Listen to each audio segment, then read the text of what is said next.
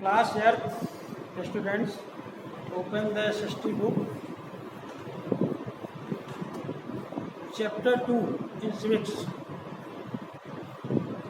page number 110, parliamentary government. जैसा कि आपको हम इसके पहले वाले चैप्टर में बताए थे कि parliament is the supreme legislative body of India. यानी इस देश को की सबसे जो सुप्रीम बॉडी होती है, जो गवर्न करती है, वो है parliament. The Indian parliament comprises of the president and the two houses, लोक सभा एंड राज्यसभा। यानी जो पार्लियामेंट आपका है वो किन लोगों से निर्मित होता है, उसमें सबसे सुप्रीम कमांडर होता है प्रेसिडेंट, और उसके to houses, Lok Sabha and Rajya Sabha. Lok Sabha को आपको हाउस ऑफ पीपुल कहा जाता है। हाउस ऑफ पीपुल इसलिए कि इसमें जो रिप्रेजेंटेटिव होते हैं वो बाई इलेक्शन द्वारा, जनता द्वारा चुन करके जाते हैं, जबकि राज्यसभा के मेंबर ये काउंसिल ऑफ स्टेट्स होते हैं। यानी इनका जो चयन होता है वो डायरेक्टली नहीं होता जनता के द्वारा, इनडायरेक्टली होता है, परोक्ष रूप से इनका चयन किया जाता है। The president has the power of parliament.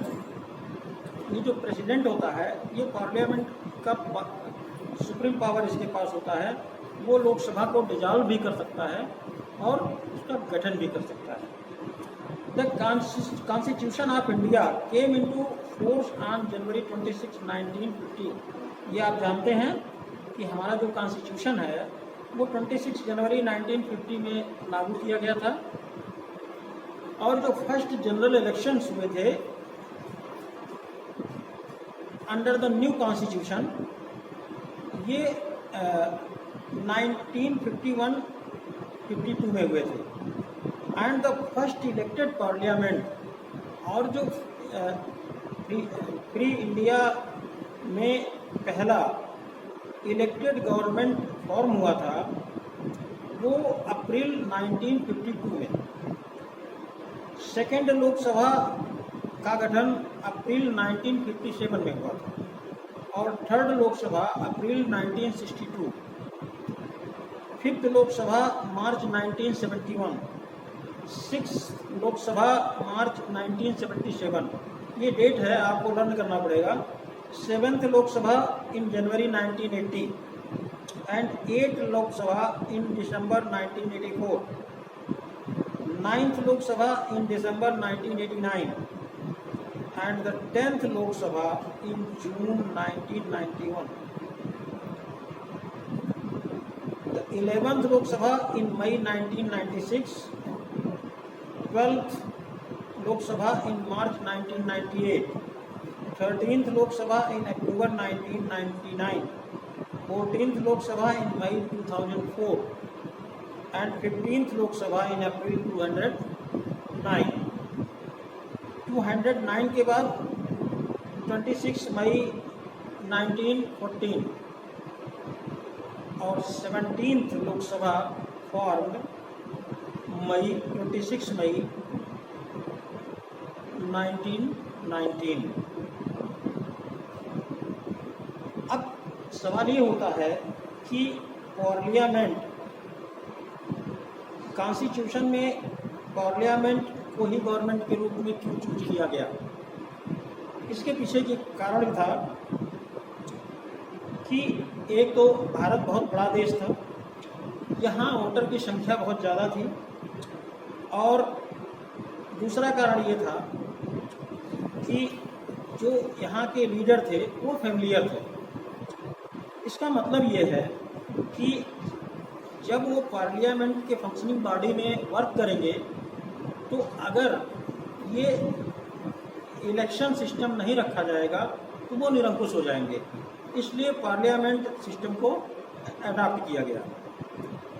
और दूसरी चीज़, जो प्रेसिडेंट होता है जो प्रेसिडेंशियल रूल होता है उसमें प्रेसिडेंट बाई इलेक्शन के द्वारा ही आता है, लेकिन इंडिया में प्रेसिडेंट हम आपको बताएं परोक्ष रूप से इनका चयन होता है, इनडायरेक्टली चयन होता है इनका, इलेक्टेड होते हैं। और इसलिए जो पावर का सेंटर होता है वो पार्लियामेंट होता है। और इसमें जो 2 हाउसेस होते हैं, लोकसभा एंड राज्यसभा। लोकसभा जो होता है इसमें इलेक्टेड प्रतिनिधि होते हैं, रिप्रेजेंटेटिव होते हैं, और जो राज्यसभा के मेंबर होते हैं वो इनडायरेक्टली रिप्रेजेंटेटिव होते हैं, मतलब जनता के द्वारा इनका भी चुनाव होता है लेकिन इनडायरेक्टली होता है। जैसा कि अब्राहम लिंकन ने डेमोक्रेसी के बारे में कहा है कि democracy is the rule of the people by the people and for the people. यानी जो लोकतंत्र है, लोकतंत्र जनता के द्वारा, जनता के लिए और जनता से ही बनता है। Every law must have the sanction of the parliament. जितने भी लॉ, नियम कानून बनते हैं वो पार्लियामेंट के द्वारा ही बनते हैं। अब इसकी ज़रूरत क्यों पड़ती है? देखिए, हम इसको आपको जब फर्स्ट चैप्टर पढ़ा रहे थे उसमें हमने आपको बताया था कि किसी भी कंट्री को चलाने के लिए रूल रेगुलेशन बहुत आवश्यक है। इसीलिए कॉन्स्टिट्यूशन का निर्माण किया गया। उस कॉन्स्टिट्यूशन में नियम कानून रखे गए और उस रूल और रेगुलेशन से ये जो रिप्रेजेंटेटिव होते हैं उन्हीं रूल्स और रेगुलेशन का पालन करते हैं और उसी के सहारे पूरा देश गवर्न होता है।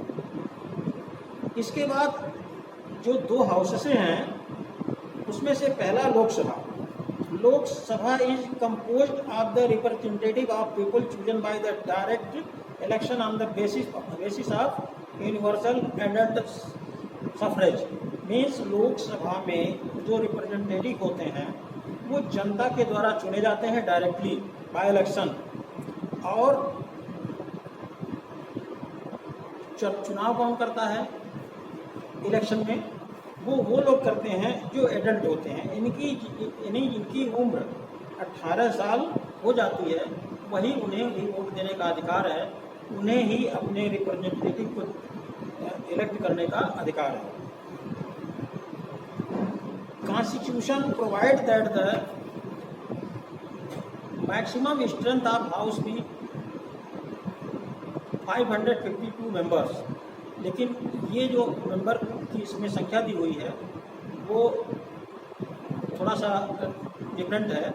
इस समय जो लोकसभा में मेंबर्स की संख्या है वो है 545, जिसमें से 543 मेंबर्स इलेक्ट होते हैं बाय पीपल और 2 members be nominated by the president from the Anglo Indian community. Anglo Indian community से प्रेसिडेंट 2 लोगों को नॉमिनेट करता है।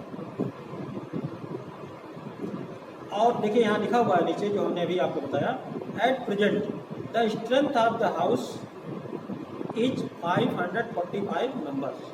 और इन्हीं को सांसद कहा जाता है, यानी मेंबर ऑफ पार्लियामेंट MP, इन्हीं को कहा जाता है।